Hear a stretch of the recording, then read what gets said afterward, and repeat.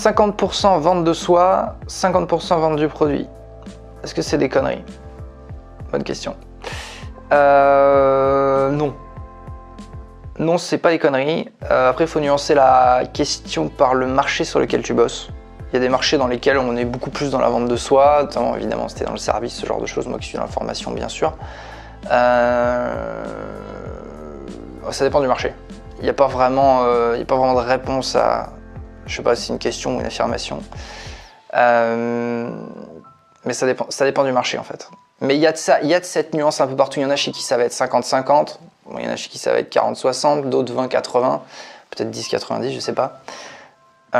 Globalement, peut-être, si vraiment j'y mets risque, je sais pas si c'est vrai, hein, je réfléchis en même temps en te parlant, peut-être que plus tu es sur du service, il y en a pour qui ça va te paraître logique ça, mais je pense qu'il y a aussi des exceptions. Plus tu es sur du service, plus tu es sur de la vente de toi-même en fait.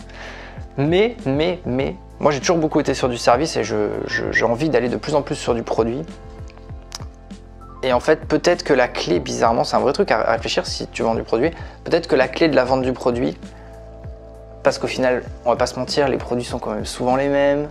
C'est rare d'avoir un produit vraiment ultra, ce fameux mot que tout le monde utilise, disruptif et autres, très très différent. On a des choses qui sont identiques. Voilà, faut juste l'accepter, être capable d'être bon sur nos différences.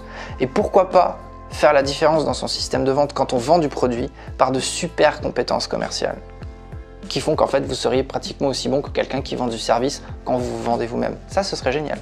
Des mecs qui vendent du produit, qui sont capables de se dire ok, on vend du produit, on est bon sur le produit, maintenant on va essayer d'aller vendre du service et d'être meilleur qu'un mec qui ne vend que du service, c'est-à-dire qui se vend lui toute la journée. Ça peut faire une sacrée différence. Si tu es aussi bon pour te vendre toi alors qu'en fait c'est le produit que tu vends, forcément que tu fais un pas de dingue.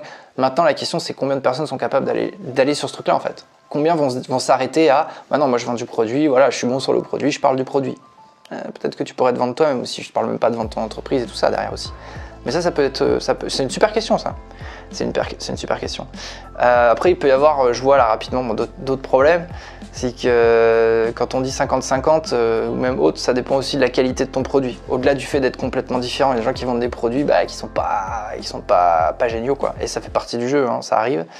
De là à dire que si tu vends de la merde, là c'est encore un problème. Mais si tu vends des produits qui sont pas terribles, peut-être qu'il faut s'orienter un petit peu plus sur d'autres choses. Évidemment sur ce qui entoure le produit. Bref, ça c'est toutes tes questions. C'est des questions qui sont plutôt marketing que commerciales. Ça dépend de la stratégie que tu as.